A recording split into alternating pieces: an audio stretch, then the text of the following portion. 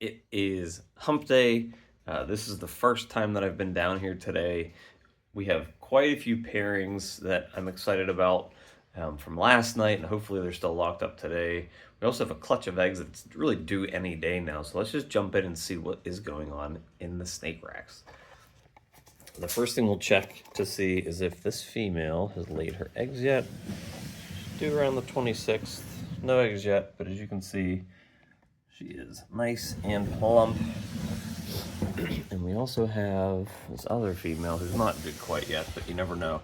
I mean, I'm usually checking these once they're close to a week. I mean, I usually check them every day anyways, but once they're close to a week due, I'm usually checking them multiple times a week just to be safe, because you don't want to miss those eggs or have them sit there too long. This pairing, so this female was building faster than I expected her to. Oh, and there's a confirmed lock right there. So she is a OD Vanilla Clown Het DG, and he's a red striped leopard yellow belly triple het clown DG pied. So, you know, we're looking for red striped yellow belly, OD Vanilla, DG clown het pieds potential in this pairing here. So I'm really excited about that. This is their third lock. She's at 21 millimeter follicles now. Look at this back. So she looks like she is hopefully going to go at this point. That I might get one more pairing in there after that one. This one, hopefully they're still locked up. Let's see. Looks like they might be. Is the first lock that I've seen with them. She's not very far along with follicles yet. But he's an OD pied het DG. She's a super OD DG het pied from Aussie. So basically what I'm looking for here is super OD DG pieds. I don't have any double visual DG pieds. So, you know, whether these are male, if I get one out of this clutch and it's a male or a female, I don't care. It's going to have a lot of use. You can't buy super OD DG pieds for very cheap. So that's going to be a big building block. This female, I don't know if I mentioned it yesterday or not. This is sort of the female that's kind of been dual sired at this point. Let's see if they're not locked up, so that's okay. We can show them a little better. So he's a Super OD YB Fire Clown Pied that I picked up from Reptiles for Centuries. It was actually my first ever import. They were out of South Africa. His name is Wolverine. One of the coolest clown pieds I have seen. She's a passed out clown het pied. So originally, because he wasn't ready yet, and she was, I started pairing her to the Blade, my OD Blade pied double het clown MJ male, with the hopes that I'd be making some clown pieds that have 2 or 3 genes in them that could be pos het MJ. But because that male ended up breeding so much, and he was bred to so many females, and because then this guy here ended up getting, you know, ready to breed, I actually started throwing him in here. They did have a confirmed lock yesterday, and so I believe he had 2 or 3 locks with her. So at this point, I'm actually kind of hoping this is the male that's the sire, because it gives me better odds of hitting visual clown pieds. They'll, at the very worst, these babies would be OD clown het pied, which, you know, again, I'm always kind of talking about raising the floor of what you're creating. So, you know, OD clown het pieds are going to sell for a lot more than what I get with the other clutch, which they would end up being double het clown pieds, like at the worst case scenario. So, you know, 1 gene clown het pieds are better than double hets, especially if no genes pull through with the other pairing. So I'm actually kind of hoping this guy is it, because I do need to make more clown pieds for myself as well. Half of the babies in this clutch would be clown pieds if these two actually do end up making this clutch here. So let's keep our fingers crossed for that. Let's see. I don't think this guy's in shed. Yep, yeah, they're not. Nothing really to see there. All right, let's see. Low key, that's funny. This guy, so this is my Confusion ODYV Leopard Pin Posfire Double Het DG Clown. He's well over a year old. I've only seen 1 lock with him so far. And it was with a proven female.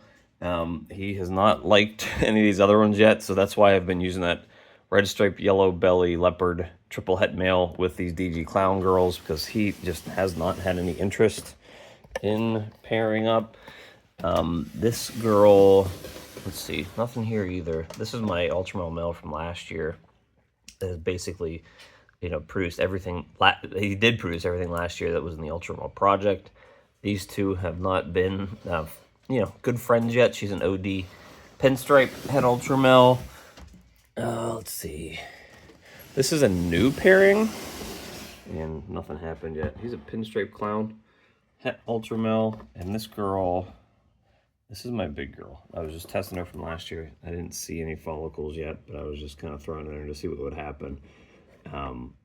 She's a pied het Ultramel, so the goal with this one would be to make some multi-gene Ultramels that are double het clown pied. Let's see. I think that's it for now. This girl, I showed her last week talking about the ultrasounds, how her follicle development was just super fast.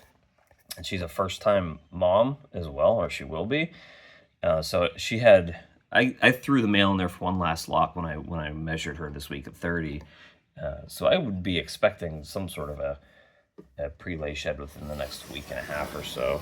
So that's exciting, because that'll make me, that one was, because she was visual clown pied, the blade male, I was okay pairing her to, because that's the lightning clown pied project.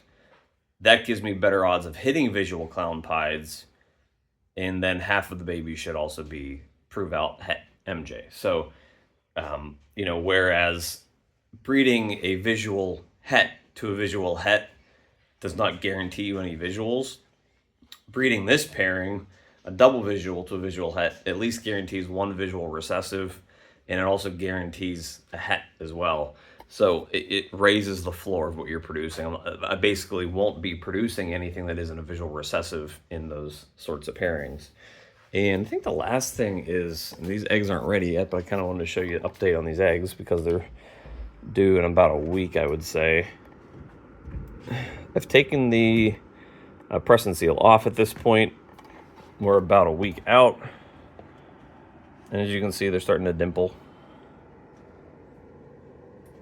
A little bit there. You can see it like from this angle a little better, I guess.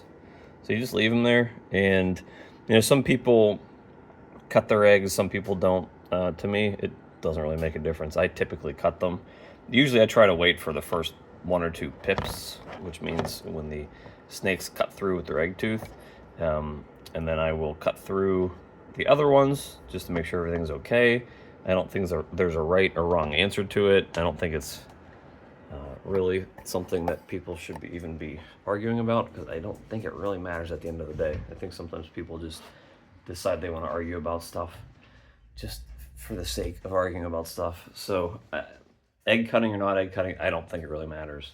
But that's it for today. These males that were locked, that are no longer locked, I'll probably put them in with one more female this week, especially the ones that ate. The other ones that are still locked up, usually what I do is I'll probably just put them back into their own enclosures by the time they're done locking. And that's it. Actually, I'm curious to see. The last thing is this lightning pied female. If she's going into a shed yet. So she's moved off the cool side. She's back on the heat. You can tell that she's sort of off-white, not white. So I think she's getting ready for her pre-lay shed. So that would be the second lightning pied female. That would be her pre-lay shed once she has it. This girl's actually due to lay in about 2 weeks, and as you can see, she's getting pretty big. So this will be making me some lightning pied pos het clowns, and possibly OD and blade as well. So that's going to be my really kind of big clutch for early in the year. Both of them, really. Hopefully they both have nice clutches, and hopefully I get healthy clutches, and hopefully I hit the odds on making the lightning pieds out of that clutch as well. So that's it for today. Thank you guys for tuning in, and we'll see you next time.